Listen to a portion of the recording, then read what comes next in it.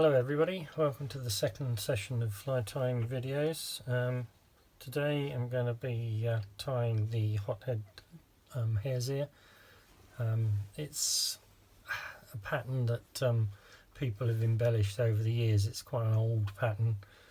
Started off life, I believe, as a wet fly or even a dry fly, and then it's been modernised to be tied as a nymph. What I'm going to be tying today is what they call the American version, which has got a wing case of pheasant tail, but it's just got this little hotspot, which is sort of a target for the fish to hone in on. I'm going to be using a competition barbless size 10 from Flybox. Quite a nice proportioned fly. Just putting it in the vise and just test the temper. And I'm going to be using a light tan thread. This is UTC multi-strand 70 denier. Quite strong, but it does lie quite flat. So foundation thread all the way down to point just about opposite the hook, and then I'm going to remove that tag, and then we're going to tie in the tail of the hare's ear using the hair mask. And I'm going to be tying a small bunch from sort of around here. You can see it's been chewed a little bit at that point, and that gives me the right sort of length of fibres. So we're going to take a pinch of fibres and then cut it as close to the skin as possible, and you get quite a big lump of underfur, so we need to remove the underfur, so you're left with basically just the guard hairs. You can see I'm going to offer that up, tie it in, change position, and then pinch and loop, and then wind down to about the start of the bend. And now we want a little bit of gold ribbing, and I'm using uni oval, and this is extra small. Can use a more prominent one, something just a small or even a medium on slightly larger hooks, but I just like the delicate aspect of this. So we just tie that in and put the thread at the start of the bend. And we're going to dub now the body, and I'm going to be using just standard, and I would imagine it's just chopped hair body. The original pattern from years ago used to use those fibres there, and I think I've got a packet which is very similar, but that's got a little bit of sparkle in it. For the first pattern, I'm going to use just a standard mix of hair body. So I've reversed my hook in the vise to make dubbing a little bit easier, and then we just want to put in small pinches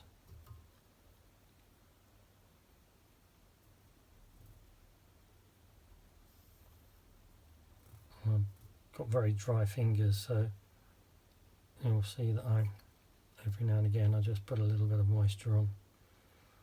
So I'm just putting on enough to dub about half the body, and then I'm just going to take one single turn. And what that does is just trap some of the fibres, so when you spin it they all lock together.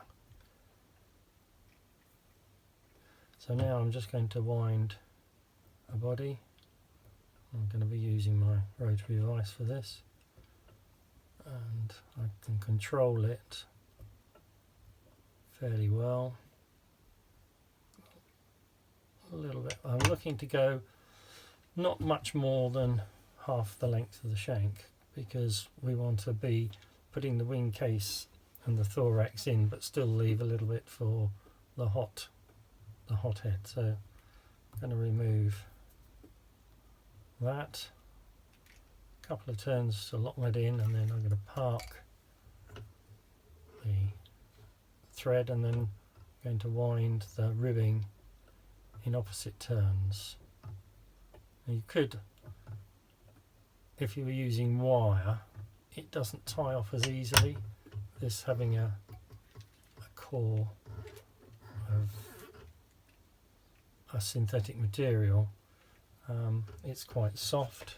But if you're using a wire rib, then it pays you to rib in the normal direction and dub in the opposite direction, because tying off a wire is just a little bit more difficult, because as you're winding, you're basically undoing the tension on the wire.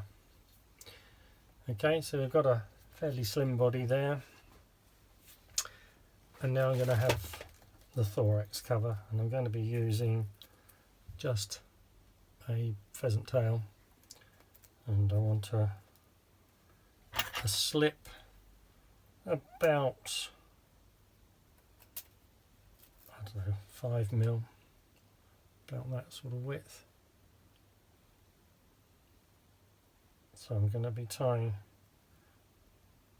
that in, and slightly concave, so I'm going to be sliding that concave side up,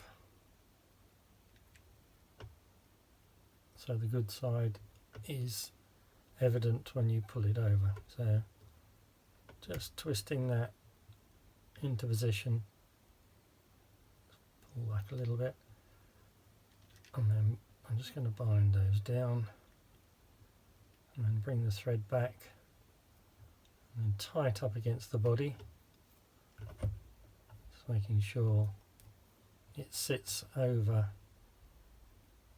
on either side of the body. And then I'm going to dub on the thorax, and I'm going to use this bug dub with its hare's ear, or hare's body, with a little bit of SLF. It's got a little bit of sparkle to it. As I say, the over the years, the people have put their own slants on this particular fly, and there's thousands of different variations on it. They all work in their own right. The original, I think, was designed to be an imitation of our large dark olive, or even the medium olive in the nymphal version. It's just the profile and the colourful, or the colour is quite good. Sometimes even bigger sizes can be taken for a mayfly nymph. So I've just tied a small thorax of that sparkly material, and then bringing the pheasant tail fibres over the back, and what I want to try and do is get those to veil the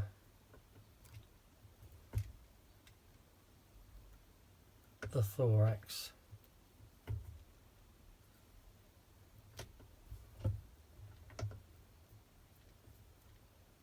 So there's a bit of a pull.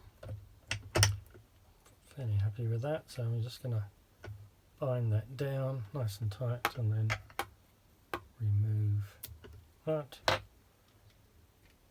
Just tuck that little butt out the way, and then just going to whip finish that off. And I'm going to introduce now the hot head material, which in this case is GRHE number 6, so this is an orange. So I'm going to be tying that on and remove the waste.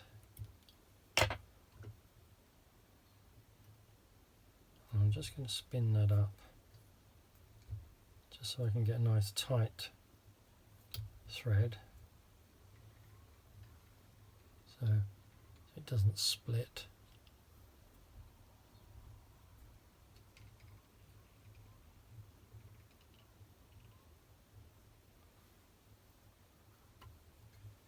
And then just building up a fairly substantial head, but try and create a little bit of shape to it.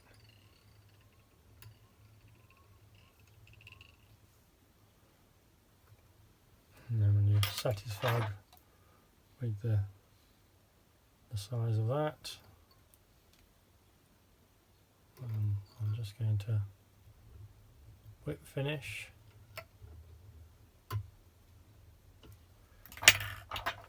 And just trim. I'm using the scalpel so that I just don't get any tag.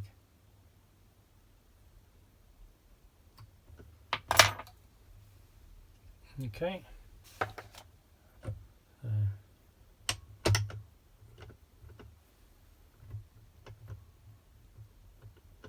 You can pull out a few fibres from the thorax, or use a dubbing brush.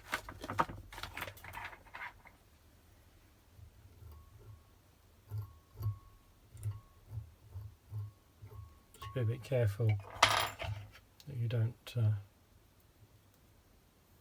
break any of the, like I've just done, the individual strands of peacock. Okay, and then finally we're going to be using some UV, and I'm using this low viscosity clear UV resin. It's quite nice because it's got a very tiny nozzle and you can put just a small dab on.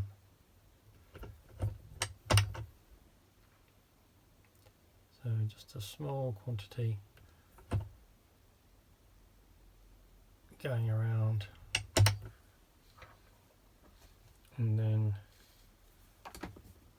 before I zap that, I've got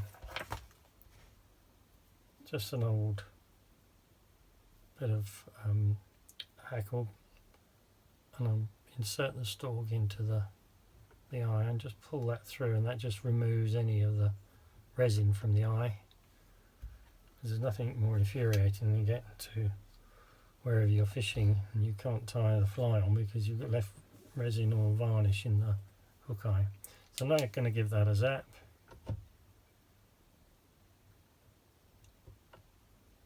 Give it a good zap of the UV, and then another blob of the varnish, and this one will sit hopefully on top. First one would have soaked into the thread a bit more.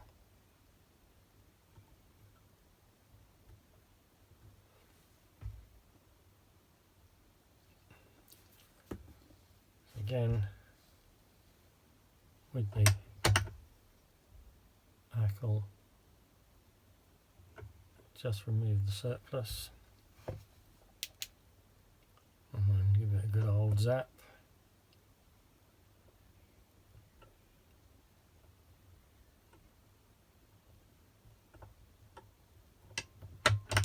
And there you have what is a very, very useful pattern to have in the box, useful any time of the year. If you don't put the thorax on and just use it as a hazy right the way through. Very good imitation for shrimp, right down on the bottom for hog lice, and then mid-season can be used as say the large or medium olive. So yes, enjoy.